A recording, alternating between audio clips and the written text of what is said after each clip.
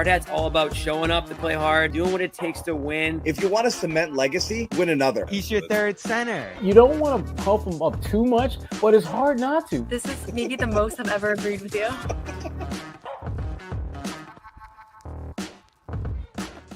There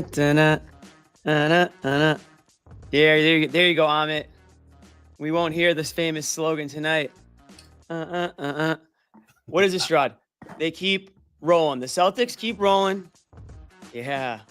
Music's playing. Another win in the books for the Celtics. 117-103 over the Memphis Grizzlies. A 6-game road trip, Sherrod. 6 wins. Jimmy Toscano here, Sherrod Blakely there, Bobby Manning at the game, Noa Dalzell at the game, John Zan is in bed, I think, but that's okay. That's okay because the Celtics put Memphis to bed tonight, and this is what they've been doing, Sherrod. And the hard hat's on for a reason. It's been a minute since I had the hard hat on. It's been a minute since you've had a game to put the hard hat on. Exactly, and I missed a couple games here off on the West Coast trip. But this is a hard hat win, start to finish, against a really tough, hard-nosed Memphis Grizzlies team. Yeah, they're going through some things, coaching change and whatnot, but they've got real talent on that Grizzlies team, young talent, physical talent, the type of team that gives the Celtics trouble, typically. But this Celtics team right now, I'm telling you, man, they're playing the best basketball of the season right now at the perfect time. 7 games left going into the playoffs. I think this team's clicking on all cylinders. No Jaylen Brown tonight, no Luke Cornett, no problem. You got help from the old steer, Sherrod. A season high from Al Horford, and it honestly could have probably had 30+ tonight. He missed a couple of threes down the stretch that probably should have went down. But all hands on deck tonight, Sherrod. I'm gonna toss it to you and hit me with what you're loving out of this game. Well, you can't talk about this game and not give some love to Al Horford. The grizzled veteran giving the Grizzlies a lot of problems. There you go.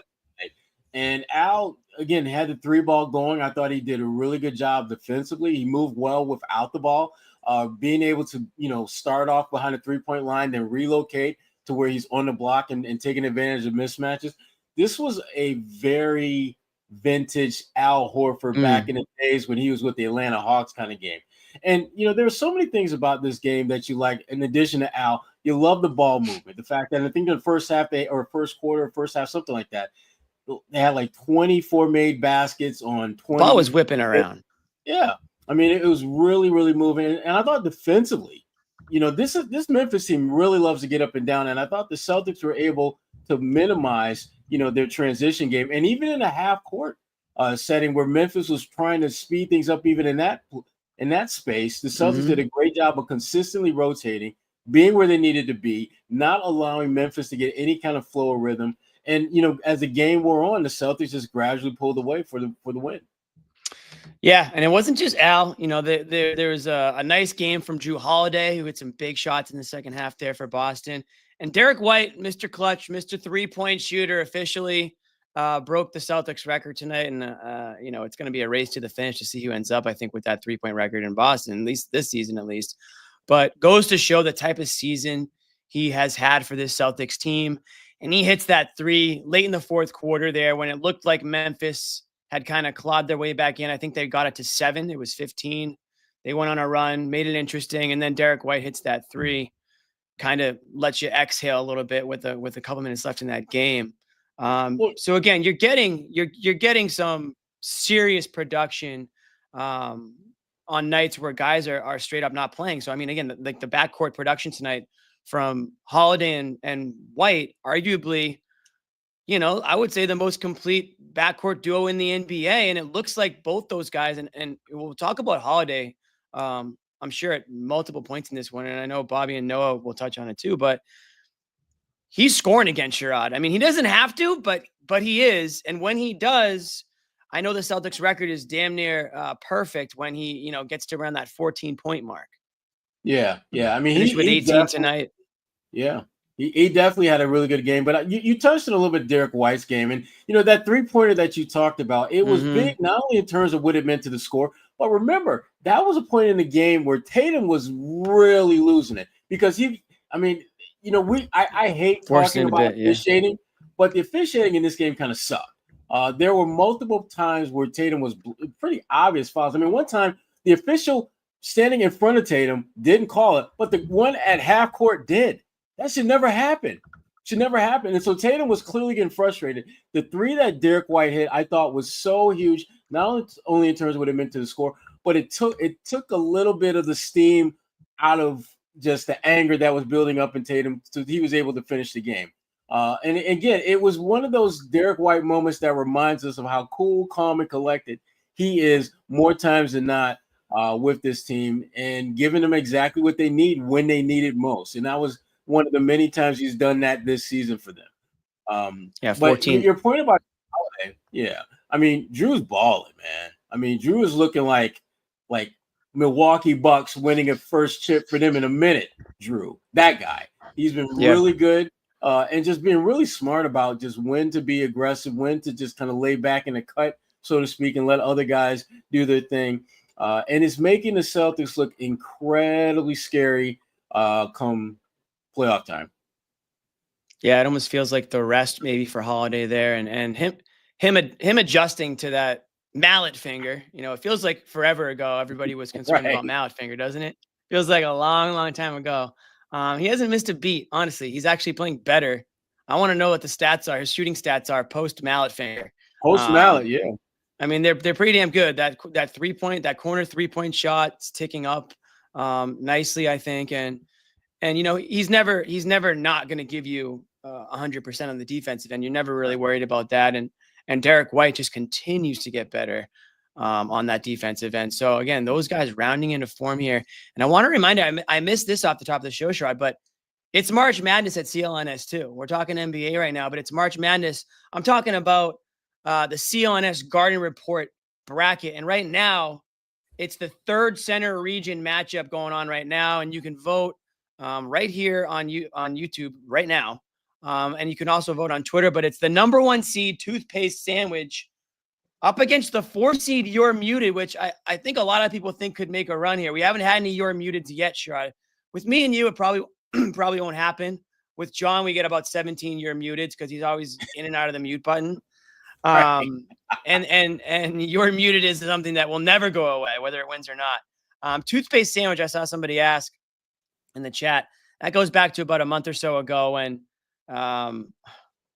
I don't even know how it happened, but we got on a rant about how you brush your teeth, and if you go water, then toothpaste, then water, or do you do toothpaste, then water, or water, then toothpaste, and went on and on and on. Amit can probably find the link to the show at some point and put it in there, but that was a legendary moment in the show, and that's why that's the 1 seed. I think anyone who watched that show is probably voting for that one. Yeah. But you never know. We started having people chime in on the chat about it as well. We did. Everybody had a tape. Yeah. And then we've got Tatum Lullaby versus Noah's Tatum Hate, which is a 7 over the 7 That's seed. been a sleeper. That's took down Laxative. Yeah, I didn't think it'd get out of the first round. We got a couple of upsets in the third center region. So Noah's Tatum Hate versus the Tatum Lullaby, which is oh, there she goes. Which is, everyone knows the lullaby music that we play. Tatum press conference. So anyways, get your votes in for that. We'll be announcing those winners probably Wednesday. What is it? The next day we announce them, or Wednesday's show. Yeah. But yeah, it's been a lot of fun. And then you can see we already have 2 of the final 4 ready to go. Amit. Blame Pie versus Damn It Amit. 2 mainstays, I would say. So this should be good. We'll see. Damn it, Amit. He hit the music tonight though, so that was okay. We didn't get one of those. Yeah. Amit's doing God's work right now. He's doing like 17 different things. Yeah. See, he just says, "Don't give me more work." See that? All right, back to the game. That's our plug for the Garden Report bracket. We gave Al some love off the top, which I think was definitely due. Sherrod. We gave the backcourt some love. What'd you think of Tatum tonight? I thought that he came out of the gates pretty strong. I thought that, yeah, you mentioned a little frustration there in the second half and in that fourth quarter, but he finishes with 25 and 14, 2 assists, low for him, typically from what we've seen, but 10 to 24 from the field. Again, 2 of 11 from 3. These guys were jacking up threes tonight across the board. What did they end up taking? 50. Over 50. Yeah, it was close to 60, I thought, right? They took 62.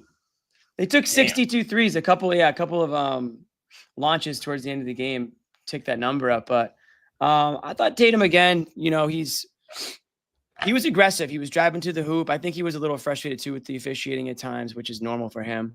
Right. That 3-pointer, again, not really falling tonight, but I thought he was able to give them what they needed. Yeah, I mean, this was a pretty typical Tatum game. 4 turnovers too. Can't forget that. Yeah, I mean, Tatum is one of those guys, and we've talked about this before, who can pretty much get you 25 points and it just be a whole hum performance. Whereas a lot of guys in the league, 25 points is like a really good game.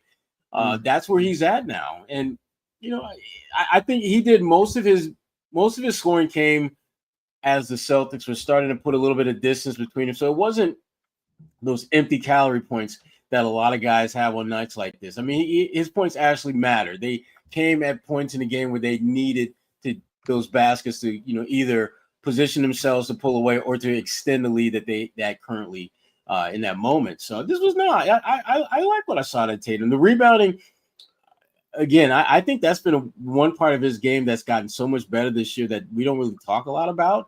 Tatum racking up double-digit rebounds is becoming almost like an afterthought in many respects. There are very few games he plays where he's not an active participant in what the Celtics do on the boards. I mean, 5 rebound game is kind of that's a subpar game for Tatum. Oh, yeah. So, and the weird thing about this game was that he only had 2 assists, and yet the Celtics as a team had a ton of assists.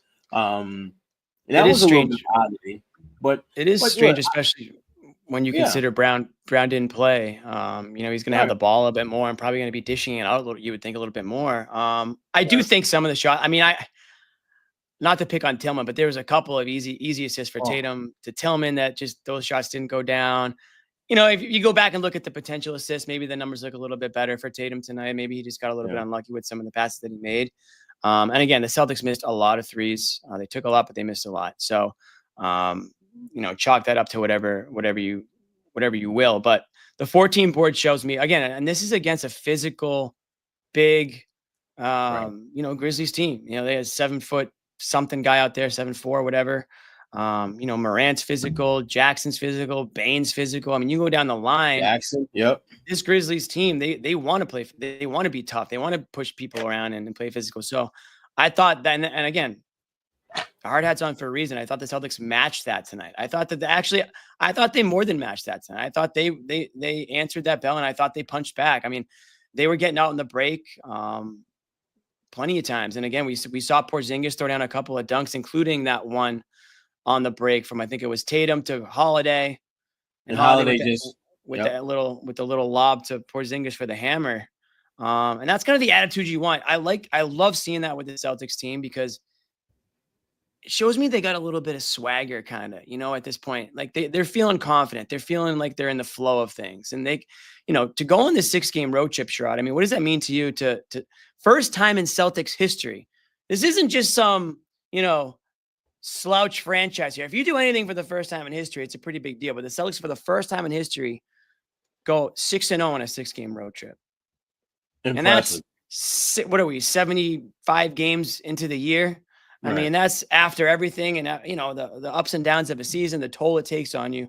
For these guys to go out there, go out west, go on the road, and finish it off against a tough Memphis team that's probably your toughest test on the road, and play the way they did, I think it speaks volumes about just where they are right now in the league. And they did it where pretty much every night they were down at least one starter. And I think that, to me, what really makes this stretch stand out, the fact that they were able to not only win, but just really not really have any kind of buzzer beaters per se, games that came down to the last minute to decide, and do that night in, night out on the road against teams in the Western Conference without at least one of your starting 5 pretty much every game. But this is what the part of the Celtics narrative that I think really has people and foes worried. They're beating you in every way imaginable.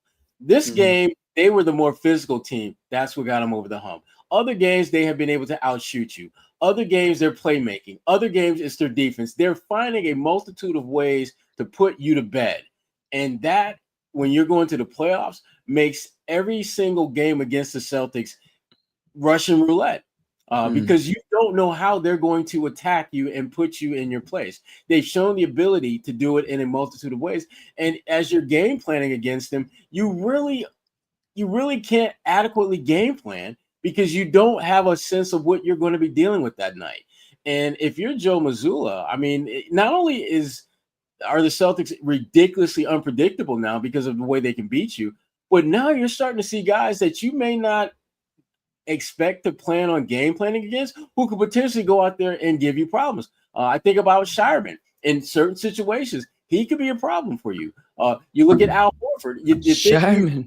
You think Al Horford is at the end of the rope, and then lo and behold, he hits you for the 26 piece. Porzingis has been a cheat code, night in, night out. And now, as you pointed out earlier, Jimmy, Jrue Holiday is starting to knock down shots again. And so when you start looking at what the Celtics are doing and you start looking at the ways in which they are impacting the game and the way that they're winning, they become the across-the-board cheat code because you don't know how to win this game. You don't know how to play them.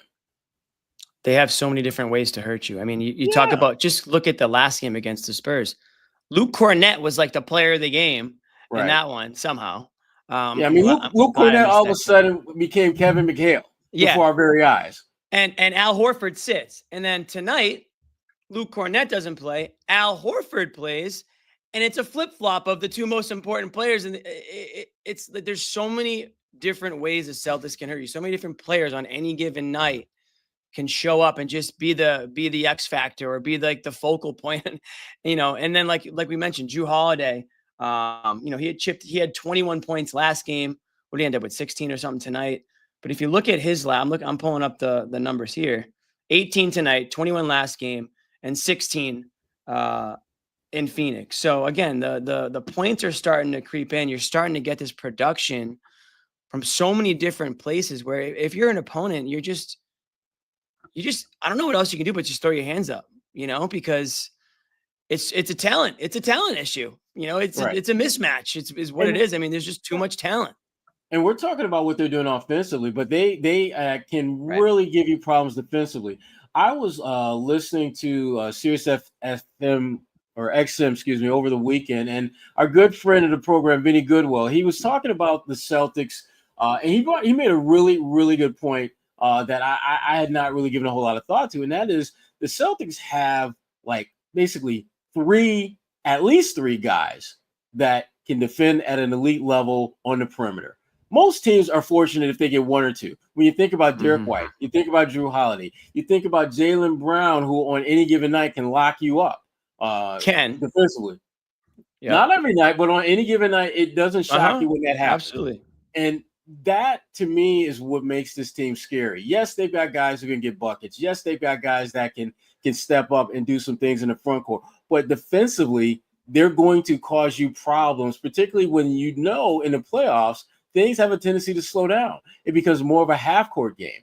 And the guys that you have got that can defend at a high level, those guys are going to stand out. And the Celtics have more of those type of guys than any other team. And so, again, it goes back to what we were saying earlier, that the Celtics are kind of a pick your poison squad in terms of how they can beat you and put you to bed.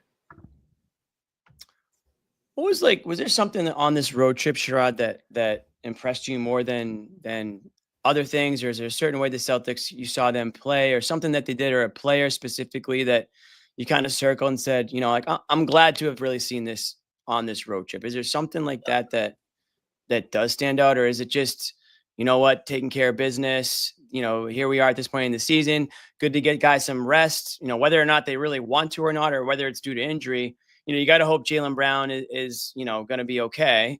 You don't like to see him in and out with sort of like certainly don't want to see anything with the knee. But if he's able to make that recovery and be healthy going into the playoffs, I think Mazzulla is doing a good job managing guys getting a break here and there as best as he can. Obviously, Tatum doesn't really ever want to take a break, but you got to do what you can. But whether it's Horford getting a night, or Porzingis, whoever. They seem to be able to balance the minutes, the days off with still, again, piling up these wins.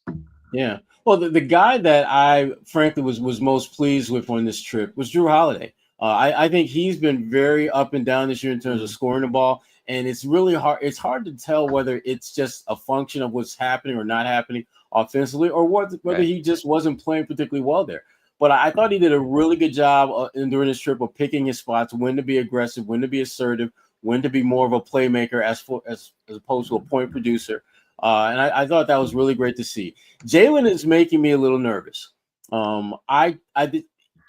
You're going to need him to win a championship. There's absolutely no doubt in my mind about that. And, with him kind of being in and out, it makes me a little nervous, to be frank, particularly when you look at how close we are to the playoffs. You have to wonder whether you're going to, when he does come back before the playoffs, will he be on some type of minutes restriction, or will they look to put him on some type of minutes restriction? Not so much because he's hurt or anything like that, but more you want to preserve his health come playoff time and want to minimize the amount of just wear and tear that you're putting on his body. I personally think they really need to look into doing that to try to cut his minutes down as much as possible. And that affords other guys like Shireman, and some of those other guys, Jordan Walsh and those guys opportunities to get some burn before the playoffs. Because once the playoffs gets here, they're not going to get on the court except for practice for the most part. Or if guys are in serious. And Brown didn't really look. What's that?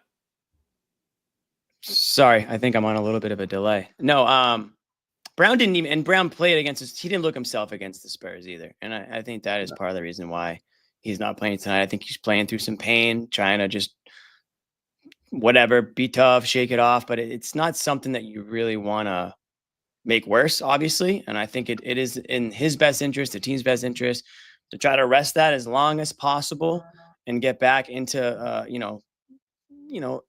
good enough health where you can be effective. How are they different when Jaylen Brown's not on the floor, or when he's not in the game, I should say? Sure. Like, what do you see them do differently? I mean, obviously Tatum has a different, effect on the game. Does the ball move differently? Is there certain players' roles that, you noticed change in a way when he's not out there? The ball doesn't stick as much. And I think for the most part, they do a good job of moving the ball. But when he's not there, it really does move a lot more. Or at least that's what the eye test tells you. Guys like Derek White become more aggressive because they need someone to fill, that 20-plus points per game void that exists when Jaylen is not out there. But I think it kind of feeds into this team's mantra for so many years, next man up mentality. And what we've seen whenever a guy is out, there's usually one or two guys whose game steps up appreciably, whether it's Peyton Pritchard knocking down shots off the bench, whether it's Derek White doing his thing. We've seen Luke Cornett and now Horford go to work these last couple of games. But they find guys within their group, their core group, that are able to elevate their play when someone is down. And that's it's a testament to their understanding of adversity and the need to be have a perseverance pulse about them, knowing that you're going to have choppy waters, but you have to navigate your way past that if you want to get to your ultimate prize and ultimate destination, which is to win another NBA title. The ultimate prize. You took the words right out of my mouth, Sherrod. That reminds me of our good friends at Prize Picks. Amit, hit me with the prize. Hit me with the Prize Pick. Actually, yeah, you got me, Amit. I knew you did. What is Prize Pick? You say, well, it's the best place to get real money sports action with over 10 million members and billions of dollars in awarded winnings. Prize Picks has made daily fantasy sports accessible to all. You just pick more or less on at least two players for a shot to win up to 1,000 times your cash. Run your game all season long on Prize Picks. And folks, it might not feel like it in Boston, but springtime is here. Baseball season is officially underway, and you do not want to miss your chance to add your favorite players from the diamond into your Prize Picks lineup. Whether it's strikeouts, RBIs, or first inning runs, take your pick of more or less for your shot to win up to 1,000 times your cash today. If you want to pick more or less on, let's say, Rafael Devers strikeouts, you might want to pick more. Whatever that number is, just pick more strikeouts for Rafael Devers because the guy doesn't know how to make contact with the baseball. So that's a free one for you right there. You can mix and match player projections from different sports. Combine your favorite baseball players with players from basketball, hockey, esports, and much more. They offer Venmo, Apple Pay, MasterCard, and more for quick and easy deposits into your account this sports season. So sign up today and get $50 instantly when you play $5. You don't even need to win to receive the $50 bonus. It's guaranteed. Download the app today and use the code CLNS to get $50 instantly after you play your first $5 lineup. And don't forget also the basketball season's here too, guys. You know, we got Taco Tuesday tomorrow. We got Freaky Friday coming up. Basketball playoffs are coming up. So it's only going to get more and more fun. So download the app today. Use the code CLNS to get $50 instantly after you play your first $5 lineup. Prize Picks, run your game. Chug, chug, chug, chug. There you go. What do we got in there? Love it. Hey, gotta stay hydrated. Bobby just checked in. He's supposed to be uploading some sound, so we'll hopefully get a little bit. He's talked to a couple players. Looks like he's talked to Horford and Tillman. Of course he talked to Tillman. Of course he talked to Tillman. Why, Bobby? Why? Of course he did. Why wouldn't he pass up that opportunity? Just like Tatum passed up those opportunities to get some assists, and he passed. Yeah, and also, guys, Noah versus Tatum Lullaby is live also on the Elite Eight bracket right now. That is, there it is again for everybody. I don't know how the toothpaste sandwich versus You're Muted is going, but you can now vote Tatum Lullaby versus Noah Tatum Hate for a berth to the Final Four in the third center region. I'm being told Muted won in a landslide, so we had an upset. Sherrod, sounds like we have another upset. I don't know what the Twitter results look like, but I think I predicted You're Muted would make a little bit of a run here because it does happen a lot. Really? So again, we've got Bobby and Noah at the game. I wouldn't be shocked if one of those guys even asked a Tillman question, Sherrod. I mean, that's kind of like their bread and butter. But why, Jimmy? He was horrible tonight. He's not a bad player. I don't think he's a bad player. I just think that he's had some really bad stretches. Let's do a minute. All right, we'll do a minute on Tillman. Amit made the lower 30. Might as well do a minute on Tillman. All right. What? Shout out Joe for, I guess, giving Tillman the starting nod tonight, right? You know, against his old team. Maybe some friends in the building. But damn, I mean, we even put Clank in the lower third on it. Damn, dude. Damn, my man did not deserve that, but damn, that's Amit, that's cold, bro. He's not wrong though. I mean, he's not, but damn. Well, it got to the point, Jimmy, where they were literally leaving him open. Like the minute the ball swung his direction, they would run in the opposite direction, giving him all the space he needs to raise up. This was a rough game for him. It was really bad because again, there was a conscious effort on his old team's part to let him shoot, and that's I hate to see it. You do. You hate to see that. You're hoping that one of them would go down. You know, when you see the X, you want to be on your game. You know, you don't want them to be like, just let him do his thing. This is why we don't love him. Memphis is just like, right, speaking of Tillman, I guess we actually have a clip here from. Oh boy! Well, I went into getting Xavier Tillman in the starting lineup today. Is part of it him being back in Memphis here? Was that part of the thinking? Noah. Absolutely. I think when you have moments when you're able to validate your entire roster, and can you see it? Because I can't appreciate accent. No, I don't see it. I hear it. We can't see it, Amit. Having some technical difficulties. There we go. Being back in Memphis here, was that part of the thinking? Absolutely. I think when you have moments when you're able to validate your entire roster, and I just appreciate X, and you know the entire roster is important for a season. X can still impact winning. You know, he was 0 for 5, but he got 2 big rebounds. He got 82 fouls to start the game, which affected their rim protection. He got a deflection steal in the third quarter on a live ball turnover. He can still impact winning, and I just appreciate who he is as a person. And I think you got to validate the roster at times, and I know that he can still help us, and there may be an opportunity where he does. So I was grateful that we were able to give him that opportunity to be able to do that. Wow. I mean, give Joe credit. That is the nicest way you could spin that game. And to his point, Tillman did miss that three, and then I think he caused us like a turnover on the ensuing possession. So, it's not due to lack of effort. We can say that about Tillman. It's not like he's just standing around out there. I think he's just a little bit limited in what he can do. And I think maybe the expectations were a little bit higher than maybe they should have been when it came to how people thought Tillman could be a serious part of this rotation. I mean, I'm not saying he was going to be the first guy off the bench, but I think people expected to see decent amount of Tillman this year. And it's really to the point now where, he got an opportunity tonight. Joe can say whatever he wants, but I think overall there's probably some better options, coming off the bench. When you get deeper into that rotation, I don't really think Tillman's a guy you're going to see once the playoffs come around or in situations where the team might be a little shorthanded. I just don't think that he's going to be a go-to guy for them.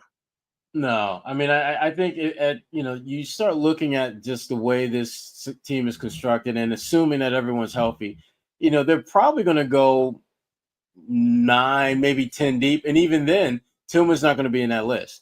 You look at the bench, you're going to I'd be surprised if they even went 10. Yeah, but I'm saying I think that Joe will go into games with a 10-player consideration, knowing he's going to play probably 7, 8, maybe 9, depending on how things go. But you want to be comfortable with another 5 guys. And when you look at the way this team is look at the bench, you got Pritchard, you're going to have Al, you'll have Luke, you've got, Baylor is another possibility. Pritchard, I think I mentioned him. Sam Hauser. So the way that this team is built. Torrey Craig.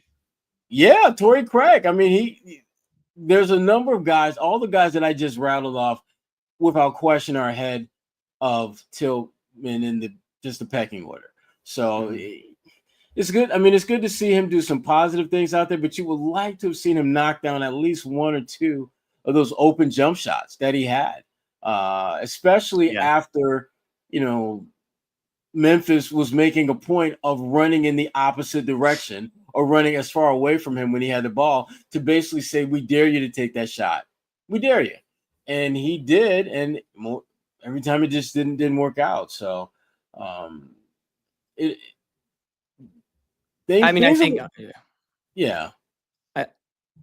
think if you're going to have a healthy Cornet, there goes that, that little experiment right there. I mean, I know that they're different players, but even a guy like Keita, I like what he can give you, even though he's not going to hit threes either. But if Tillman's not going to hit him, then it's not really worth putting him out there, right? I mean, there's better 3-point shooters on this Celtics team if that's what the goal is, 3-and-D type situation. So again, shout out Tillman for being available, but aside from maybe some garbage time minutes in some of these last games down the stretch here, I just don't think you're going to see a whole lot of them. So that was Talking Tillman. Hopefully Bobby and Noah don't give us another 30 minutes on Tillman. Pray that they don't. But we shall see. We're going to try to get Bobby on here soon. I know he's still uploading some sound from the game, and he talked to Horford too. The way Horford's playing, Sherrod, I mean, they got guys like Tillman thinking that, they might need some insurance since they might need guys to come in and spell Horford for a bit, but he might outlast all these guys, Sherrod. I mean, he's not going away anytime soon. I mean, he could play for the way he's playing right now. I mean, it's reminiscent of like what LeBron's doing in a way. I'm not comparing the two players, but these are two guys at the tail ends of their career, or supposed to be anyways. And they're still, just as effective today as they were 5 years ago. Yeah. I mean, you've got a situation where, Al, there's a player that used to, that was drafted by Toronto, and on draft night, they said he was 2 years away from being 2 years away. Al Horford is like 2 years away from being 2 years away of retirement. It's like, just when you think he's getting close to that point, you realize he's not really playing like someone who's close to being at that point. And these are the kind of games that remind you of that. to me, it wasn't so much the 26 points as much as it was the way he went about getting those points, the way that he was able to really mix in how he impacted the game, whether it was taking guys on a block and taking advantage of a mismatch, knocking down a catch and shoot three, scoring, baseline jumper, whatever it needed to happen in order to be impactful. He was able to do that and do it at a high level that, you find yourself forgetting that this is someone who, based on the calendar, should be nearing the end of the road. And these were the kind of games, and this West Coast trip, I think, to some extent, was a reminder that Al's got a little bit more in the tank than I think people necessarily believe is there. But again, I just look at the way he was just able to just pretty much get anything and everything he wanted out there and make the most of that moment and opportunity. And that's very unusual for a player at his age in the NBA to still be able to make a significant impact in terms of their ability to score in a multitude of ways. I mean, with Al Horford, I mean, if he can, let's say he continues to play the way he's been playing. Let's say the Celtics win another championship and he's a big part of that and he comes back. I mean, I feel like we're talking about a guy that might be severely underrated, like when you take a look at his career at the end of things, longevity wise, just the way he's adapted his game, changed his game completely, became, went from like a sort of like a bruiser down low guy to, a really lethal outside shooter. When he does retire someday, some decade, I don't know when that will be, you're going to talk about a guy that, he might go down as one of the better players of his generation and really unheralded, not in the news, not causing any problems, no drama, stays out of the limelight. And that's probably why maybe not a lot of people talk about him as much, but I think he gets a lot of respect from, his peers, players around the league. I think they know the type of player that he is and the respect that he has across the league. I think it's probably a lot, maybe harder for NBA fans who aren't like Celtics fans or Hawks fans to really appreciate Al Horford. But I think someday we'll look back, obviously he's a surefire Hall of Famer and maybe, probably first ballot and a guy that really just played the game the right way, treated his body the right way. And I think it's paying dividends now because he was such a pro and did do all the right things on and off the court that he's still able to play at this high level. Yeah. I mean, with Al, he just gets it. I mean, he just gets what has to be done, when it has to be done, and how his role in the perch that he sits on is going to allow that to happen. This game is very much the kind of game that Al Horford has in him. Now, you're not going to get this every night, but you're going to have the potential to get this, every now and then, because that's just what he has to offer. I'm the big thing with me and Al is just really hoping that he stays healthy enough to finish this thing out. That's my biggest concern with him. And the Hall of Fame stuff, I don't think there's any question that he's going to go down as a Hall of Famer.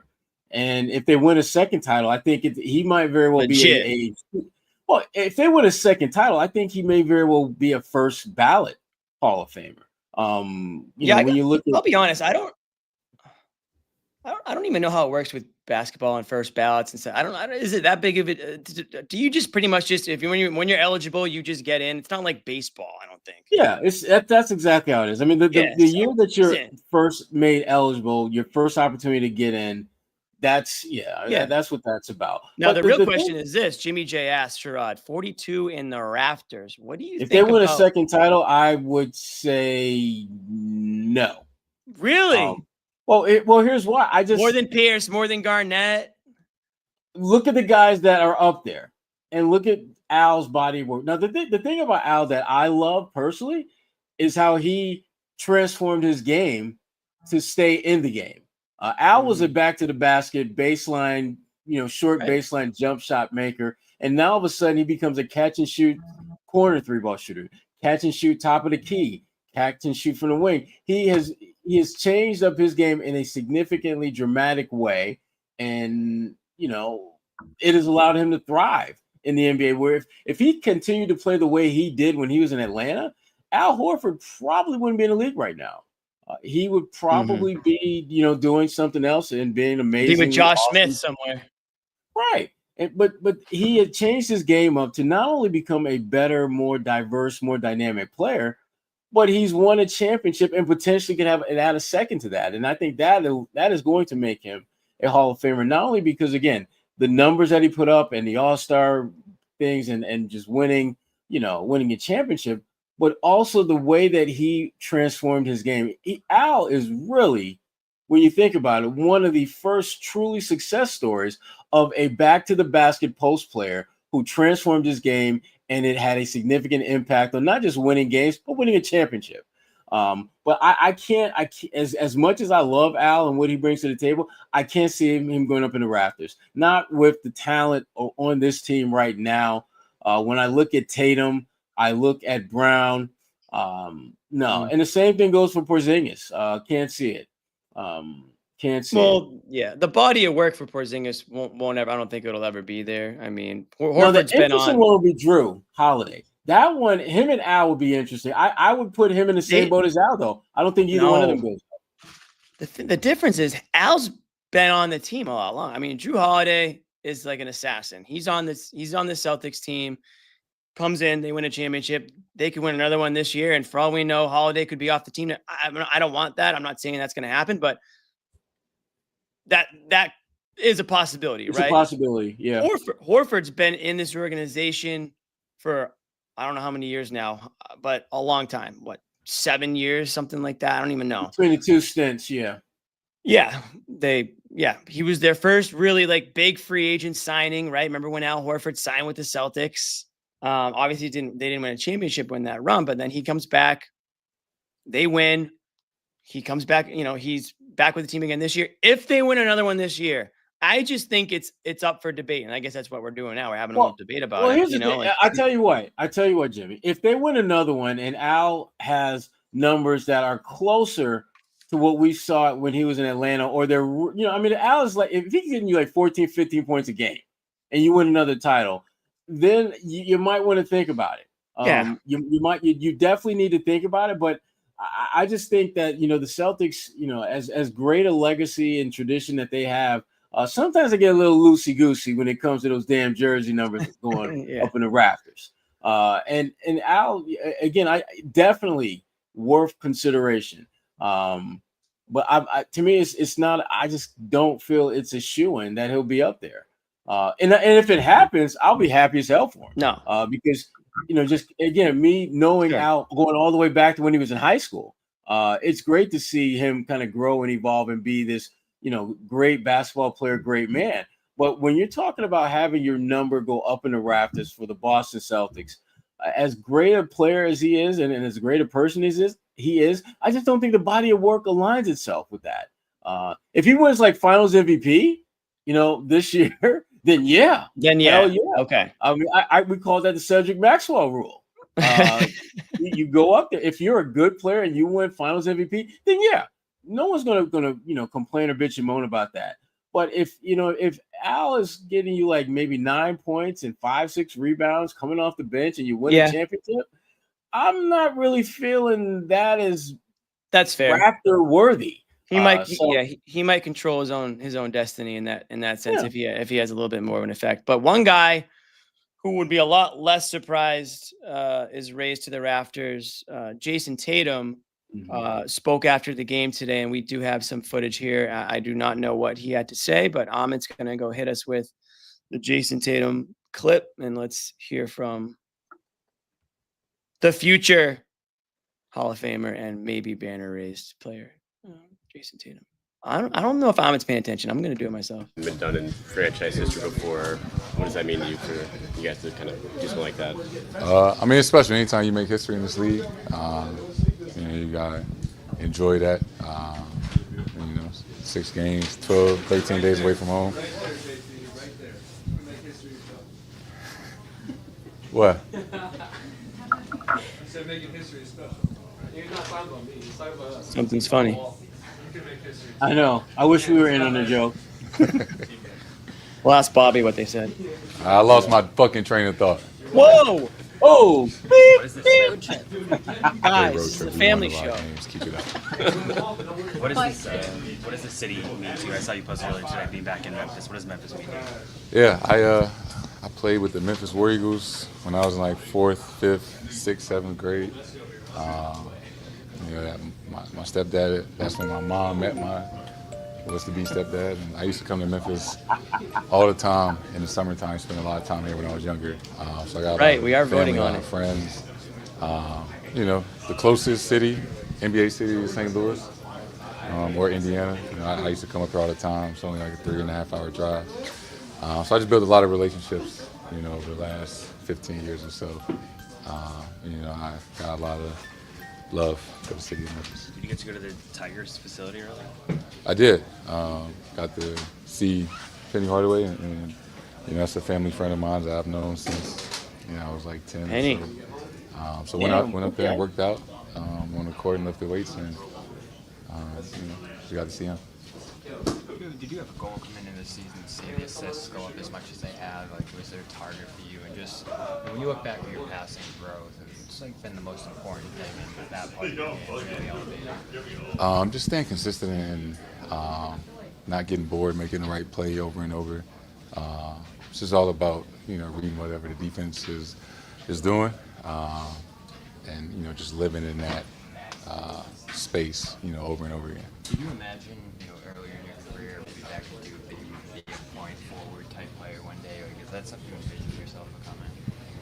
Yeah, just over time, studying film, studying from guys that I looked up to, and just knowing if I wanted to be who I said I wanted to be, I had to improve my game overall. Is there a certain makeup of this team that y'all play that well on the road? Just the mindset of what we did last year. We won a championship. The idea that regardless of your record or your seed, you got to win some games on the road in the playoffs if you want to be a champion. So kind of established that mindset throughout the regular season. Jayson, you've always kind of towed the line on the 16 technicals. Gary! You're close. Like, how do you kind of know when you want to make a statement and want to get your point across, and when you're like, okay, I can't do this tonight? I don't know what. Depending on the night. Some things that you say on a Tuesday, it's cool. You say them on a Saturday, they give you a text. So I ain't got that shit figured out yet. I'll let you know when I do. Appreciate you. Thanks, Jayson. Oh, Gary, well done. Sometimes on Tuesday, don't work on Saturday. Love it, love it, love it. He's right, though. I mean, I hate talking about officiating, but some of the stuff that went down tonight was just absolutely bananas. Again, and to me, the most blatantly like what the hell just happened moment was when Tatum got fouled and the referee literally in front of him on the play, didn't make the call, but the guy at half court did. And it wasn't as if the guy at half court had a significantly better angle. It's just that he just made the call. That was pretty obvious to anyone from no matter what your angle was. And those are the kind of things that I think really frustrate players. I mean, like, for example, there was a sequence where there was like a foul that went against the Celtics, a foul that went for the Celtics, and then they finally made a call on a Scottie Pippen Jr. driving layup attempt. And it was just like, did they think that was his daddy? Why they made that call? Because they missed the three previous opportunities to make a foul. So anyway, we got Bobby in the building, or we don't have Bobby in the building. Where'd Bobby go? Jimmy, I've lost you sound-wise as well. My bad. I was muted. We had Bobby. I think he's on like a 56K modem or something. And one of those Radio Shack babies from back. Yeah, he's winding up the power somewhere. Joe Sway's helping him out, I guess. We'll try to get Bobby back on. I don't know. He might have a poor internet connection at the arena right now. Why don't we, let's listen to Derek White then, because we have a Derek White clip here, and we'll see if we can get Bobby back on, and we'll hear what our friend Derek White had to say. Said you guys have been talking about that 3-point record. What it feel like to break it tonight? Yeah, we talked about it on the plane, and it's pretty cool that there's 3 of us like so close to doing something special. And honestly, just looking back on my career, I never thought I'd be in this position, and so I'm just thankful for the coaching staff, thankful for the guys on this team, and I know I wouldn't be able to do it without them. So I'll hold it for now until one of them breaks my record. So that's cool. Why do you say that? Because they're great at what they do. No, that you didn't think you would be able to do this. Did you watch me early in my career? I think Yeah, it's pretty both went to self-explanatory, Colorado. but I even didn't think I would shoot this many threes, and so just keep developing. Thankful to have a coaching staff and teammates that believe in me and trust me and allow me to go out there and be aggressive and do what I do. Yeah, and then do you plan to hold it over those guys' heads for a little while here? No, I hope they forget about it so they don't try to go out and break it. But I'm just gonna enjoy it and see what happens the rest of the year. But if one of them breaks it, couldn't happen to someone better, and I'll be happy for them. It really started to click for you as a shooter. Is there a moment you look back on, or a summer, just some adjustment you made that really got this run going? Yeah, after the finals, I feel like it's like the biggest summer of my life. And obviously what happened to the finals and how I was being guarded. On that stage, it was like one of the lowest points. I told Draymond after the Olympics that he kind of changed my life because they weren't guarding me, so I had to go in that summer, and me and my trainer Marcus Mason just focused on being consistent. Shout out to Marcus Mason. Just be able to get better and better. There's a lot of mutual respect. I think he just sees the work that I put in to change how I play, and I've always had a lot of respect for him, and so I think it was just mostly his mutual respect. How can you not like Derek White? Really? Is there a more likable Celtic on this team than Derek White? I don't think there is. Noah, let's rank most likable Celtics players. We'll start with the least likable, though. You start us off with the least likable. Well, it's Tatum, isn't it? Oh, we got our first year muted. We got our first year muted. Got her. That's why you're muted in the bracket. I wasn't muted. One of you guys were muted me. literally muted. No, but someone muted me. Well, I didn't mute you, Jimmy. I didn't mute her. No, Don't look at me. Oh, Jimmy, now we lost. Now we lost away. Noah. They're dropping. I didn't listen. You made her go my away, hands are right Jimmy. here. I didn't even take her off the screen. I didn't mute her. Her computer's got a mind of its own over there, apparently. You know what? What I want to do before they jump back on, I want to do the game time read. Ahmed, hit me with the game time read so we can get this one done, and then we can hopefully get Bobby and Noah to say a couple of informative things before they get booted. Game time, guys. What do we know about game time? It's just an awesome place to buy, tickets to sporting events, tickets to concerts. You download the Game Time app, create an account, use the code CLNS for $20 off your first purchase. We've got baseball heating up. The Red Sox are coming back to Boston later this week.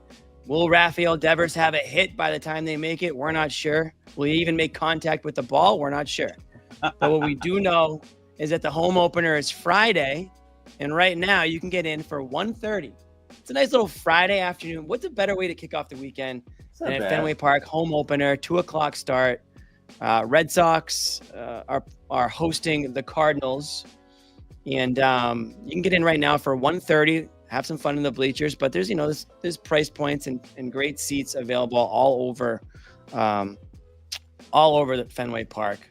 The game I've got my eyes on, Sherrod, is actually I always go to Marathon Monday. I love Marathon Monday baseball game. 11 a.m. game at Fenway. Hopefully it's like a nice day out. Get in there, you get out. The game's over by like 1:30. You walk out into like Lansdowne area. All the runners are running through Kenmore Square. It's a lot of fun, good atmosphere, great vibes. I would tell anybody, if there's one baseball game you go to, make it the Marathon Monday Red Sox game. That's my take. And at game time, there's plenty of seats, plenty of opportunities to get into that one. And that's right now, you can get into that game for $63. Wow. $60 on game time to get to the Marathon Monday game. So something to think about. Game time, best seats, lowest price, guaranteed. I want to make sure I get the most important part, which is download the Game Time app, create an account, use the code CLNS for $20 off your first purchase. Terms apply. Again, create an account and redeem the code CLNS for $20 off your first purchase. Download Game Time today. What time is it, Sherrod? Game time. Game time. It's also time to hopefully hear from Bobby and Noah. Amit, let's see if we can get these guys on. There's Bobby. He's looking a lot cleaner. There's Noah. Not muted. Guys, we're doing it. We're actually doing it. Look at us. Bobby, can we hear you? Yeah, we can. All right. Let's start from the beginning. Let's go back in time. Celtics with a 117-103 win over the Grizzlies. They go 6-0 on their road trip. I'd like to get both of your opinions on this road trip. What stood out to you the most? What are you most impressed with? Are you concerned about anything? We'll start with Noah. Ladies first. Thank you. And that was Noah. Bobby, your thoughts. Just kidding. Okay. So I think, honestly, first thing is I just keep going back to that period of time where we were worried about this team in December and January, and they just didn't seem like they had the same connectivity on the floor. A lot of guys were going through it individually. It just feels like such a distant memory right now. And as they're heading into the playoffs, anything can happen. There's some great teams that they'd have to beat to win a championship. But on their end, you really couldn't be happier with how the season went. And I think this road trip exemplified a lot of the great things that this team was able to do. 6-0. I can't believe the Noa Celtics team has ever done it in history, but it's representative considering how good they've been on the road this year. I think they're 32-7 on the road, and you saw a lot of different guys contribute to different games. It was the Tatum game, there was the Al Horford game. Luke had his moment. Like most guys in this roster had a big moment on this trip, or a lot of guys in the roster, maybe not most, because some people didn't play a lot, but. Nevertheless, yeah, I think this was a kind of a perfect example of why this team is still, I think, the championship favorite or one of the championship favorites. Yeah, and I think the way they're rolling now is really impressive because of the fact that you think you're going to slip up in at least one of these games here. This is the one I actually thought we would see it in, but they escaped the slow start, I thought. The punches the Grizzlies threw at them in that first quarter. I mean, Memphis 60 from the field and 50 from three. And just the pace they played at, I thought, overwhelmed the Celtics a little bit early. And then they were just able to stabilize things and build a lead and extend it and just getting the full control by the end of this game. And, going back earlier in the road trip, not a lot of impressive teams, some tough ones. Utah's not great. Portland's getting going a little bit here. Suns are just crashing and burning. So there wasn't a test until tonight, I felt like, and I was really interested to see how they'd respond to a team that just fired their coach, that beat them last time, that plays a tough style, and I think has a defense that can really challenge them in a lot of different ways. And they just mostly took care of business. And the Grizzlies tried a lot of gimmicks and stuff that could have thrown them off. Obviously, they did it last game with the Holiday thing, and tonight it was Horford. They tried guarding Porzingis with Bane, and the Celtics just rolled through it all, and I thought adjusted to the pace this game was being played at and gave Horford all the looks he needed, and he converted them, and Tatum was great, and all the way down the line, plus the depth contributions you continue to get here. They're in a really good place, Jimmy. I almost feel like them and the Thunder every night are just kind of doing one thing to one-up each other. It's like the Celtics are trying all this different stuff and figuring out new things you didn't know they could do, and the Thunder are winning by 30, and the Celtics are winning by 20, and they just keep one-upping each other, and I keep saying it, Noah. I feel like there's just two teams. There's two teams that are going to be there at the end. They're just on a rocket collision course right now. Celtics have really started to separate themselves, I feel like, from the pack in the East late this season. And honestly, you're only worried about health, Jimmy. And obviously there is one big health concern coming out of this trip.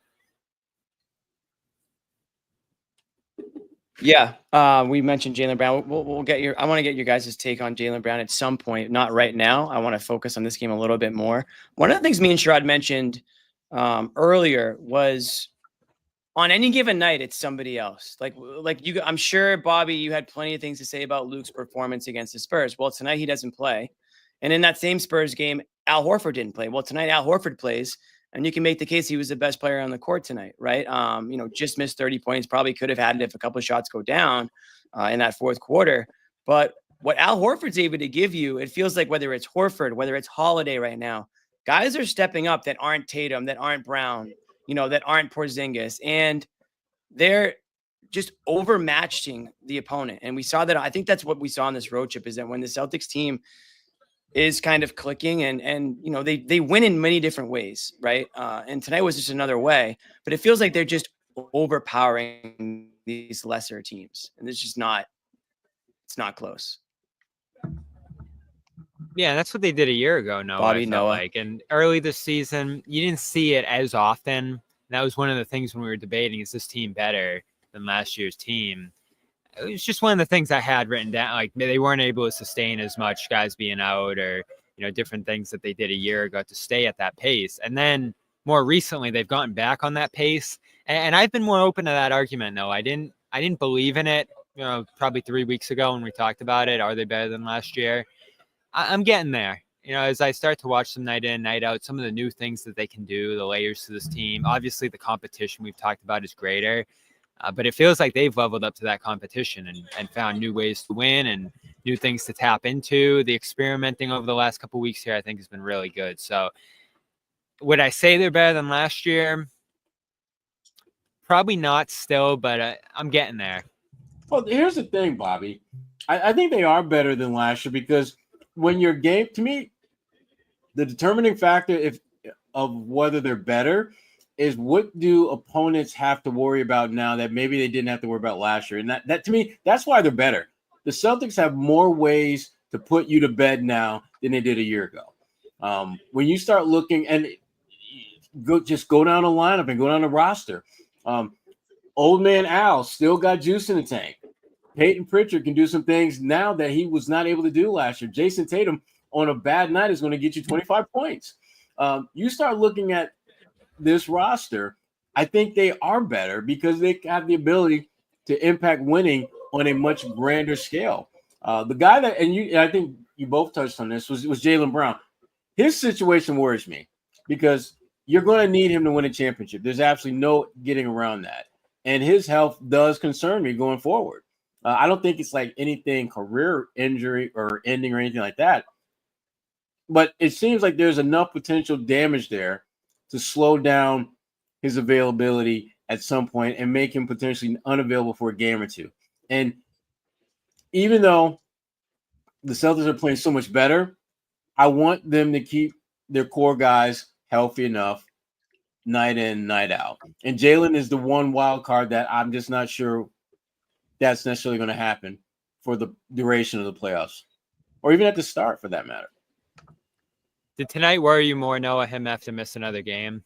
Because you were starting to get a little worried there about him. It didn't impact it because honestly, I think the reality is we know he's been in and out of the lineup for weeks now. And so what goes into the decision whether to play him in a particular night or not, I don't know if it's the other team's physicality, if it's how he's feeling that day in warmups, I don't know. So it doesn't give me a lot of information, but I agree with Sherrod. I won't go back into it because I think I talked a lot about it on the last show. But if there is a concern, he's the one guy that is so hugely important who has an injury that seems to be very much a factor. Like Drew's mouth finger, we were talking about it a couple weeks ago. It's not a story anymore. He was showing us the other night. He was showing us that he hasn't moved it in weeks. He doesn't even really realize it anymore. He's shooting fine. He's playing actually his best basketball. So I think as we're looking at the big picture, there's a lot of X factors, Porzingis' health, I'm never going to take it for granted because we've seen how many things he's dealt with over the past season and a half. I'm not going to take for granted even guys that have been really durable's health because you see what happens on any play. Like your entire franchise can change. I hate to put that energy out there, but I'm not taking them for granted. But Jalen's thing right now is real. And that's why we've been talking about it, because we see it visibly with just watching him play. It's pretty unusual to see an NBA player in a lot of pain physically and still see them out there. Usually they get pulled, especially during the regular season. So I think that's why it became a little bit of a story. That being said, I think I still leave this trip more encouraged than anything because they do have enough to get by most teams without him. I do believe that. I felt that way with Porzingis last year. There's just so much talent on this team, and there's just beyond talent, there's so much chemistry and continuity in their lineup that I felt like tonight I didn't notice Jalen wasn't playing. Even when Tatum sits sometimes, I think like they have enough without him, which is kind of wild considering how much he's involved in everything on the floor. So yeah, I don't know. I think, obviously he's going to need to be at his best to beat like the Thunder. That's the big matchup. As much as we can be excited about how Boston's playing on the other side of the conference, what Oklahoma City's doing, I don't know if everybody here is paying attention to it, but they're putting it together one of the best regular seasons in NBA history. They really are by most metrics that you look at. And so I don't want to get too carried away here, but overall, I think you feel comfortable with how they've been able to win in so many different ways, in so many different situations. And tonight, down by 11, Bobby and I had great seats. We were sitting like the first row today, and I was looking at their body language, and nobody seemed like stressed out about it. Nobody seemed to overreact. They knew they were going to get back into it, and they did. And next thing you know, they're up by 11, and that's the good sign against the good team. What's so crazy, Jimmy? You can almost just boil it down to one thing, and it is the threes. Like there were so many things Memphis was doing better than them in this game. And then 3 threes in a row. I think it was like Tatum, Horford, and Holiday maybe. And boom, they're in the lead. And then build on that lead the rest of the way. They hit 21 threes in this one without even shooting a great percentage to Memphis's 11. And I feel like we watched so many games that go that way, Noah, where it's close. The other team's really working hard, trying some stuff, just keeping it close. And then the Celtics hit 3 threes and boom, it's a 10-point game. And then they're off to the races from that point on. We're seeing that more often recently. They're back up into that top 5-6 teams in 3-point percentage. They're back to being a team across the board that can hurt you. You try to ignore Allen. He does what he did tonight. You try to ignore Holiday, and he's starting to get going a little bit here. We'll see with Jalen, when he's back in the lineup. But a lot of guys are starting to get hot again here. Tatum at times too. And this is still the big, big advantage they have on everybody. Like Oklahoma City can't shoot threes like this. Indiana can't shoot threes like this. Cleveland's trying, but they don't get up the attempts. And they've gotten hot a lot of times this year, but they can't shoot 60. And I almost feel like we underrate the Celtics' ability to just get up 50, 60. Like you can try to launch them, but I don't see many other teams able to do it no matter how hard they try. And for the Celtics, it's just second nature. And you've mentioned it too, Noah. The way they do it isn't just launching them up. They create them out of mismatches. They create them out of movement. And there's such a great shot quality to them that it's still their big, big edge on the rest of the league. No one's in their universe in being able to create threes. And I think that's probably the part of the game that the national media, the critics overlook the most. And it was after Phoenix, I think it was Grayson Allen who said, everybody talks about them chucking threes, but it's not that. It's like the way that they're able to create threes, you have to give them up. Like you don't, and obviously Phoenix's defenses could be a whole other show, but I do think, the way that they're getting these shots, it's an impossible conundrum.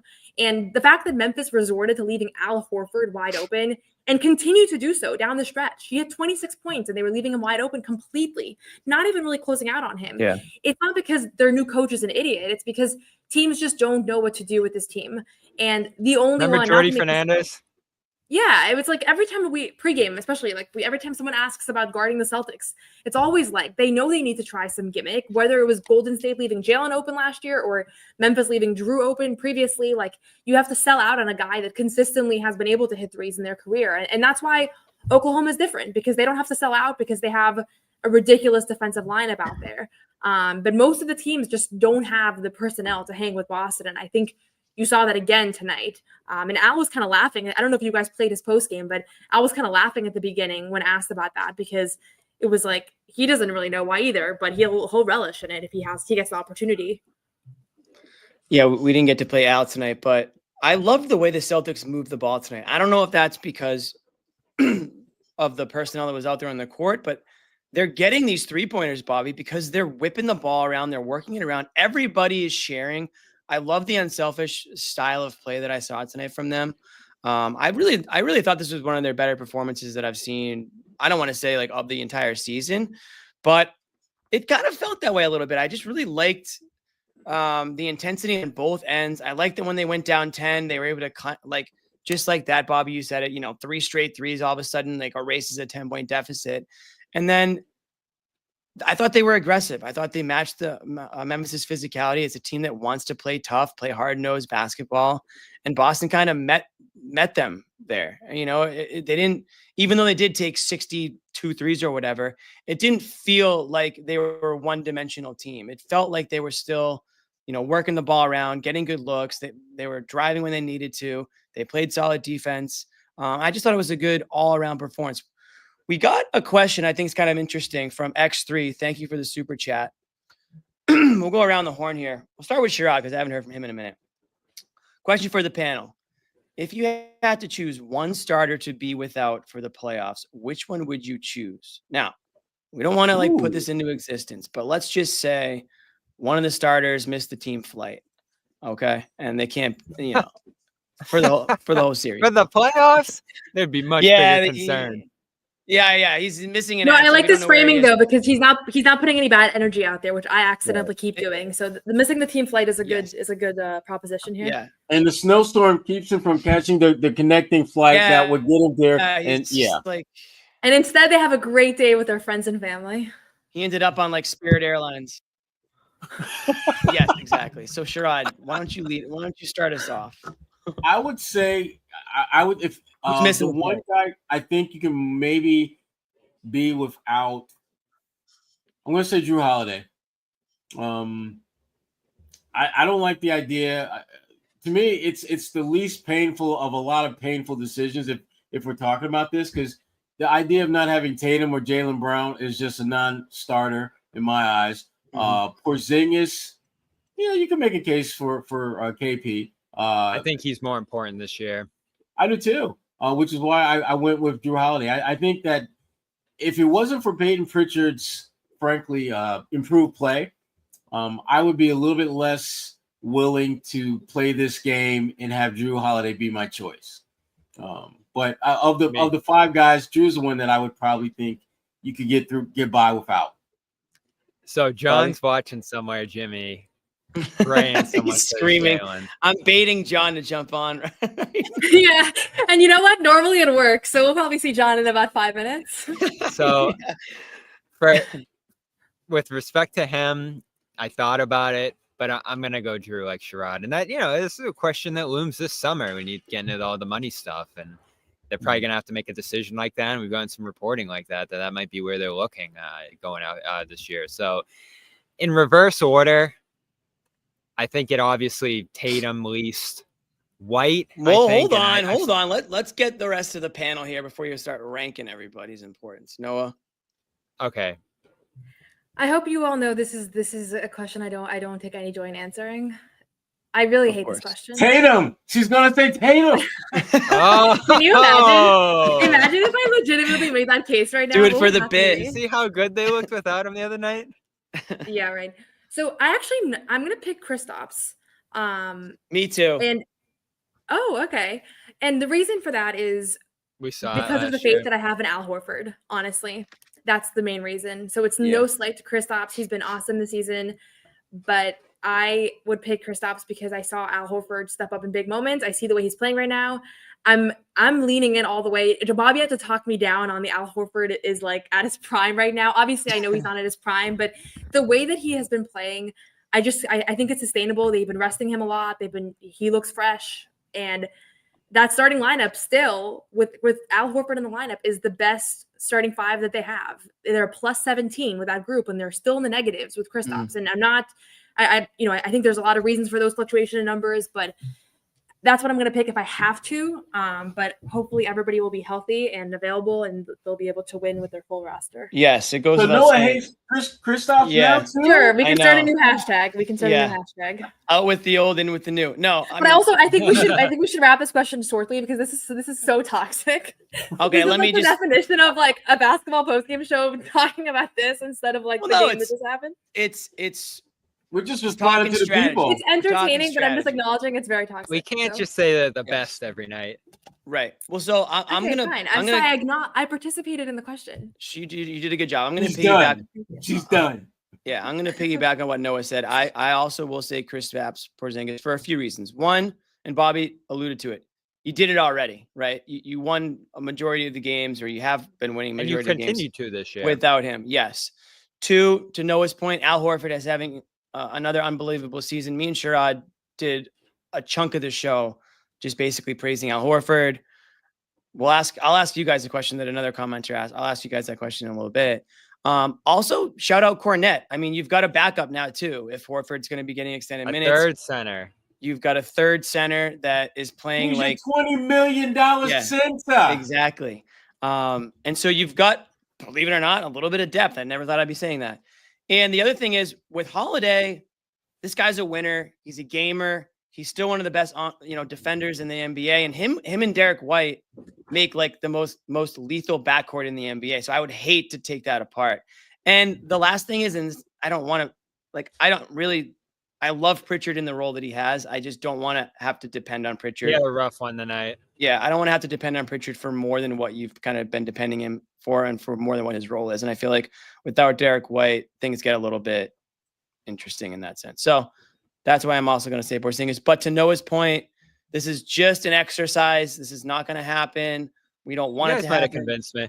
We don't want to talk about it anymore. Speaking of Al Horford, though, and I know you guys could do an entire show on Al Horford. Somebody asked earlier, just in passing, a commenter, if 42 will be going into the rafters. And now what I say to that is, if the Celtics win this year, let's say the Celtics, let's put a positive if, Noah, if the Celtics can win a championship this year, does Al Horford have a case to get his number retired in Boston? I think he has a case even if they don't win. Interesting. You want to elaborate? Sherrod looks like he's going to be sick. Sherrod gave his answer already. Yeah. Okay, so I will say I'm aware of the fact that there's already a lot of numbers up there. I can't tell you how many. How many numbers? Does anybody know? 50. At least a dozen. 15, A lot. 19. No. A lot. If I Google it, my computer's going to crash. But if somebody else don't wants to Google it. Somebody else. Yeah, like I already know how my service is right now. But I just think, yeah, he's not. We agree Tatum and Brown. 24. 24. Okay. I just think he's done enough during this era Shout out Amit. that he's kind of been the heart and soul. Anybody you talk to on the championship team would say they did it for Al. Al was the leader. Al was his impact on this group and on the championship. I don't think it can be captured in his stats. And the same way that he's going to be a Hall of Famer and people are going to be like, why is he a basketball Hall of Famer when he was never, a mega star or anything like that? Like, I think the closer you are to this organization, the more people you talk to, the more you understand how profound his impact is. And I don't think they need a second championship to validate that. I would say that just because you don't average 20 points, so usually if you don't average 20 points, you don't have the same impact. But I actually think that I would argue that he has the same impact as Tatum and Brown on this group in this era. Like that might sound crazy, and don't clip that off. I'm not sure about that statement the second it came out of his mouth, but yeah. So Bobby, yeah, and I do think damn it, clip that. No, don't clip that, please. I immediately took it back, but you get my point. Yeah, sometimes you have to go a little bit above the point to make. Yeah, and there's some precedent for guys who are in more role positions getting this, because I think that would be the argument against it, right? That he wasn't central to the winning ever. He was more of a complementary piece. Although I'd say early on in like 17, he was pretty central, 18 even, on that East Finals run. But it's just spanned so many years now. And again, he was starting at center for the championship run there. And I think all the stuff Noah said is valid. And let's not forget, Jimmy, this was the first significant free agent they ever signed. Like him coming in the first place was a pretty seminal moment for them. And I should probably recuse myself from this because I had the jersey hanging behind me. For I was waiting, Bobby. I was waiting for you to bring that up. Yeah, Bobby doesn't get a vote. What I say doesn't matter, but I would say yes. I'm on the yes side, but I think they do need to win another one. I think that would just put him in a different tier, and all the reasons you guys gave, and also, but Sherrod made a good point earlier too. It's like if he's just kind of be there for the next championship and not really contribute in the playoffs. Like, I don't mean not contribute, but he's gotta have some level of decent effect in the playoffs, which I think he will. If he's anything like he has this year, I think he's going to have a good effect on this team in the playoffs and really affect winning and be a very strong contributor. And what I had even said to Sherrod was like, someday, I don't know when, if he ever does decide to retire, you're going to take a look at his career and say, wow, this guy had one of like an elite career. When you look at his numbers, how he's transformed his game, how he's able to go from an interior scorer to a 3-point shooter. And if he can win multiple championships and the longevity, I really think you're not going to have a lot of guys that you can really compare him to. And I do think that he's a super undervalued, underappreciated player in the NBA. I think like Celtics fans appreciate him. I think Hawks fans probably understand his value. But other than that, unless you're a player in this league, it's almost like the Drew Holiday effect. Like you really probably don't appreciate him the same way that you would. It took Celtics fans a little while too, because they called him Average Al for years, Bobby. Yeah, he had the big contract, and he wasn't a guy who was putting up like 25 and 12. So the subtle, it's massive, right? But it's subtle too. You have to really look at it and kind of, dig deep to see the impact. But as Noah said, if you're around him, if you're around him, if you watch him day to day, and just some of the big moments too, like you can go back to a lot of them. Jimmy, I said, you'll never forget the Giannis dunk, that year on that run, even though they didn't win the title that year. And think of that too. They went to the finals that year. The first year he came back after the trade. And I thought that was the move that really got everything going here, bringing him back. That, you didn't win that year, but that was important. I mean, they were just the year before, and then they're in the finals a year later. And that was a massive, massive step in what we're seeing now. Al is 2 years away from being 2 years away from retiring. It seems every time it seems like he's close, the window continues to stay open. Mm-hmm. And the way that the Celtics have been able to manage his minutes these last couple of years has extended his career in ways that I don't think we can fully comprehend. Al has had a big toe issue. What's that? He's had a big toe issue he's been dealing with for a couple you know ask me about that. If he's giving you I think Al can navigate 20 some odd minutes a night with the toe issue, especially if he's getting every other game off. Or getting back-to-backs off. But the issue that I have with him having the jersey raised is that when you look at the numbers of the players up there, they were more than just good players.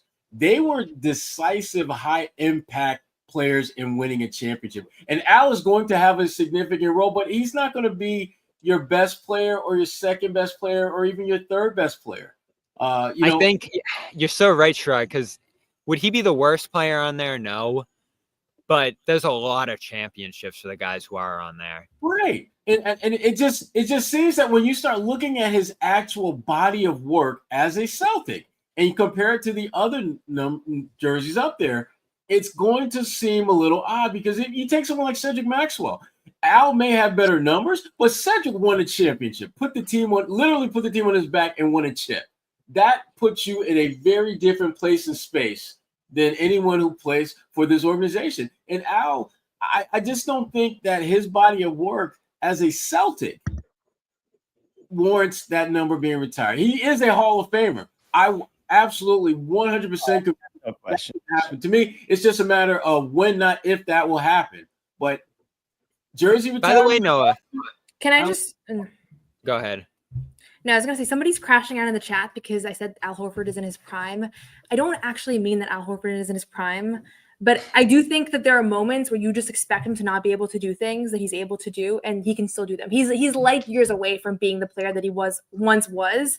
I asked him post game about like the 2-pointers and the fact that he's driving to the basket more, and I thought he was going to say like it's a kind of more like he's getting back in his bag of things that he used to do, but a lot of it is actually all a new effort. Like he said that he's been working with the coaching staff on figuring out what to do when guys are closing out on him and kind of like developing the things that he is able to do to get to the basket in a 38-year-old body and the preparation of work that goes out behind the scenes. So I don't literally mean Al Horford is in his prime. Obviously, he's not in his prime. He's years away from that. If they were, this team would probably cruise to the championship. But I think there is something to be said about the fact that he's a lot closer to being an elite player than a really washed up player that is super far away from what he once was. Like there are moments in time where you're like, this guy actually is still elite.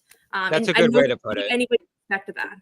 So he's finding a way to mix in, some of the old tricks that Al Horford has been patenting for years with some new ones. The one thing he does, and I saw him do it at least once, maybe twice in this game, was attacking that closeout, but rather than trying to get to the basket, he'll just get to the block and then put his back to the basket and go back to do what Al has did for years in Atlanta. And that's a back to the basket score that teams have a lot of trouble defending. It's genius when you think about what he's doing now with his game. He's not necessarily completely overhauling it. He's just tweaking it, adding some things of today with some things that he's been doing forever. And it gives the Celtics a different look, a different dimension when he's on the floor, particularly when he has it rolling like he did tonight. It's worth mentioning too, Jimmy, to Noah's point, he can still get to that point in moments. And we were going back and forth a little bit because the numbers are down this year. And I think you do have to acknowledge that a little bit, that at times this year we've seen a little bit of regression offensively. And it's good to see. It was a great question by Noah. The block work and, getting inside and attacking closeouts and all that stuff. We've definitely seen an uptick in that. And they'd almost gotten rid of that, which I think probably wasn't super wise, just making him exclusively a three-point shooter, because there are some elements you can take advantage of there. But it is getting to a point. I do think this says a lot about his value, that we thought at the beginning of the year, you just sign him this offseason for the minimum. That's where he'll be at. It'll be a big break, and, it's good for him too. He can just stick around on minimums at this point. But, Fisher put out that report that, $6 million might be the starting point for him this summer. And now, if there's a market for him or other teams want him, like center is such a sparse position. And that's why I really emphasize the third center stuff with Cornette. You look at some teams' backup centers and you're like, man, they just have nothing. And so imagine teams across the league at least having a dream of being able to toss, a moderate offer at Horford and at least pushing the Celtics and making it tough for them to keep him. He's playing well enough to at least start to think about that this summer, I don't know what his priorities are going to be. Obviously, he's a staple in Boston at this point, and you don't even think about the possibility of him leaving. But he might at least make it tough and challenging for them to keep him, because he's not a minimum touching. Like, he's one of the best backup centers in the league in this new role he's in. So I don't foresee him leaving. I don't foresee him really with the money if they want to keep this thing together as much as they can here. But he's playing well enough to at least warrant going to them after the year and saying, hey, I'm not a $2 million guy. I'm a $6 million guy. Yeah. Good problem to have if you're the Celtics right now. Guys, quick reminder, the polls are going to be closing in just a couple minutes. Get your votes in for the Garden Report bracket challenge. The Elite 8 is up for grabs right now. Let's see if we get here. Here we go. We're in the third center region. And right now it is Tatum Lullaby against Noa Tatum Hate. Okay. Wow. And Noah has already said that if Noa Tatum Hate gets to the If Noah championship. Hates Tatum wins, I'm quitting the show. Okay. There it is. She said it. So I don't know if that means you want to vote for it or not, but we don't want. Yeah, I'm not sure that's gonna play. Don't want her to quit, but we want to maybe put a scare into her a little bit. But that is the bracket right now. Final votes in. You can vote here on YouTube. You can vote on Twitter. We'll announce the results. You'll see them on the next show Wednesday night. Guys, before we wrap it, what else from this game or heading home do you want to hit on? Anything that stood out to you that we didn't really? We obviously talked Al Horford. We mentioned Holiday. Derek White broke the record for 3-pointers tonight. Anything from Jayson Tatum, good or bad tonight in this one? Or is there something that you want to just get off your chest before we wrap it? I'm good. Yeah, I'll go the White direction. It is. I know you guys heard the sound and what he said there. That was a great story to me, and we've talked about it a lot. You would have never pictured him doing this, and so the 3-point records, I'm kind of like, and he said it too.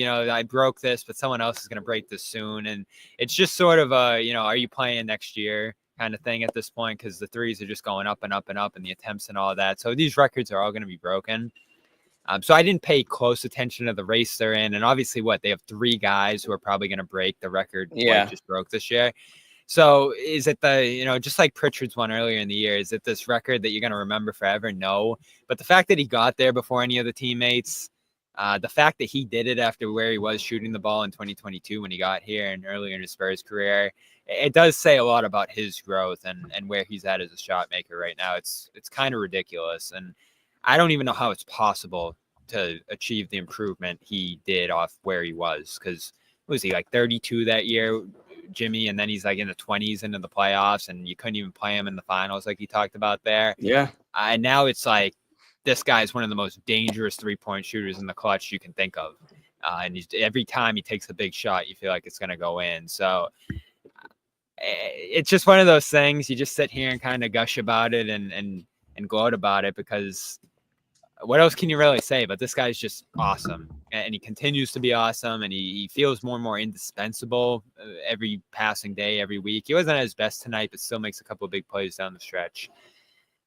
It's a pretty cool moment for him, and it is one that stands out a little bit, even though those 3-point records aren't the most substantive things now because of the attempts. But wow, I mean, you talk about a guy who's really endeared himself in Celtics history. He's heading in that direction.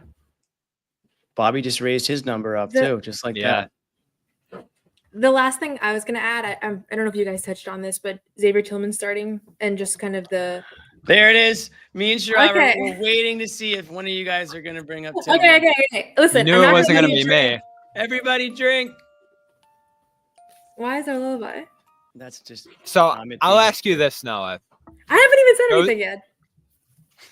But I want to skip to the important part with Tillman. You don't even know what I'm saying. The important part is what hijacking. Noah's about to tell us. You'll never know No idea what Noah's going to say. Noah, no, I just want to know what she thinks about this. I was going to say, I don't care about Tillman's on-court performance. He's really struggled this year. He's dealt with a bunch of knee things. I think that what makes Joe a great coach is that we can see, because we're not in the film room and we very rarely can see the little things that he's doing on the court. We talk around it, but he knows how to keep every single person on this roster engaged and bought in. It's obvious every time you grab a player one-on-one and talk to them, it seeps through. Obviously, this is the only NBA team I've covered, and I'm sure anybody would agree with me that has covered other teams. We just talked to him, and he talked about how he stays ready, how he stays bought in. He's not going to play. This has been a really disappointing, season for him. I think from a health standpoint, he's took some shots to deal with the flare-up, but the fact that he made this gesture, I didn't even realize this was his first time back in Memphis since he got traded. It really obviously meant a lot to him. It was a very special moment. It didn't hurt them. It didn't cost them anything. They were able to still win this game, and he struggled a little bit with his shot, but I thought he made some big plays. I know people were kind of clowning Joe for his answer to my question, but I think he did make some big plays, and I thought it was just a cool thing that Joe did, and it is part of why this team has been successful. It's not the flashiest thing. He didn't have a great game, but it's part of why they've managed to keep everybody on this roster engaged, because everybody has gotten their moment this season. And tonight was his moment, and he didn't do a whole ton with it. But yeah. He's your 5th center. What do you want from him? There it is. No, he said, and I did think this was honest by Joe. He said he still thinks Tillman can give them something at some point here, if necessary. Obviously, there's no great sign of that right now, but we still remember what he did last postseason. Is there still hope for him? Because it really sucks how it's gone from this year. Did he get a video tribute? No. There's like one YouTube highlight reel that you could play. Okay. No, shout out. You believe I don't know, because the version of him that we've seen over the last year has not been healthy. Like, that's the reality. I think because he's not an important player from like a roster, a playing time standpoint, we haven't asked about it a lot, and we don't get anything but injuries. But he's clearly, you can see him hobbling around. Like, he told us today, Bobby, you asked him about what has actually been happening the last few months. And he said, his knee totally flared back up that he had surgery on. He's had a bunch of knee issues. I think he's not healthy at all. And that's really hampered him. I don't know what he looks like 100% because we haven't seen that. Obviously he had his moments earlier in his career. I don't know if he can get healthier. I'm not going to speculate. I don't know, but Clank is mean, but Clank is a little mean. Yeah, tough. Damn it, Amit. Damn it, Amit. But yeah. This was a guy you were really excited about last year, and again, Me? did some things. Everybody. Oh, he comes over, and you're like, I was when they got him. That he's not the prototype of player that I get I was fixated actually on the X train. Yeah, I think he just fit a mold that they needed, and would have been a nice addition to the front court at the time if it went well. And it didn't go great for even a lot of last year, and obviously health was a part of that then too. But in the moments where they called on him, he did seem to come through. And it's tough this year. Every time they call on him, it's like the droves of missed threes and not quite the same defensive impact you saw before. I do agree with you. I think it's the knee. That's something he's dealt with for a very long time, going back to college. Sometimes that stuff just catches up to you, Sherrod, and it's a bummer. And they signed him in a 2-year deal too, so he will be back next year unless they move off him this summer. So we'll see what happens here. But I'm glad Joe kept some hope alive, at least, that maybe if they really need him at some point down the line, he'll surprise. It was a good gesture by Joe, and he had some nice things to say about Tillman after the game. I'm not sure who asked the question, probably Noah, but he was able to identify some of the things that Tillman did well out there, even though he did, miss the shots and things like that. So will we see Tillman again in like meaningful minutes? I'm not entirely sure. Me and Sherrod kind of went down the roster, and I think we listed like 6 guys right off the bat that would probably come in before Tillman in like a deep role situation. So we'll see. That being said, a lot of good things to like after this Celtics road trip. They go 6-0. They take care of business against the Memphis Grizzlies, a tough Grizzlies team. The hard hat's on for a reason. I thought the Celtics played hard tonight.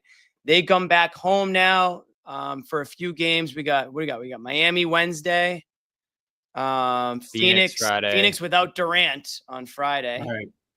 And then Smart and the Wizards on Sunday. Smart and the Wizards on Sunday. Yikes. That'll be an interesting game. So Noah and Bobby, you guys will be back for those games, I assume. Not staying in Memphis. I'll even be at the main Celtics playoffs tomorrow in Portland. Wow. That is dedication. If anybody's looking to catch a cheap game with some potentially high stakes. Yeah. Shout out Game Time. Maybe you can check out Game Time for that. Yeah. We'll do a segment at some point on numbers that should be retired for the main Celtics. I think Bobby and Noah would be able to probably JD's in. Rattle off. JD is their all-time best player. I don't think there's any argument there. JD's the first number raised in Maine. He'll be the first one raised. There's a couple of names. Luke's name is already up there on a banner. Put Luke up there. Luke's, what's it up there for? They have like call-ups. They had guys that have been with Maine and then like greatest Maine players ever. Okay. Interesting. And when Sam signed his extension last year, Jordan Walsh told me that they were going to have to put a banner with his name on it because like he signed like whatever many millions of dollars. Right. So. He's the richest guy to go through Maine. The richest G League signing. That's really disrespectful to the atmosphere up there in Portland. So anybody you also spelled Maine M-I-A-N-E. Oh, he fixed it. He fixed it. Leave Amit alone. He repinned the new comment in shame. Yeah. Noah, speaking of Maine, do you want to plug your article that you wrote recently? It was pretty interesting look into what goes on up there in Maine. You read it, Jimmy? I browsed it, yeah. There's no way you read that article. Yeah. Why would I bring it up? But he did read part of it. He read the headline. He just read the headline, Yeah. I read like that. Well, it was summary 3,000 words. I don't know if you like reading. I'm learning. Yeah, you can check out my main Celtics article. Actually, you know what? Let me drop a link in the chat. Can I do that? Drop a link in the chat, but why don't you give us like a 1-sentence summary of what it's about so people can decide? Basically, it's about why Maine matters. For those of you that don't don't think Maine matters. It explains why Maine matters and why they keep winning and why they're able to still. Oh, I didn't mean to drop it 3 times.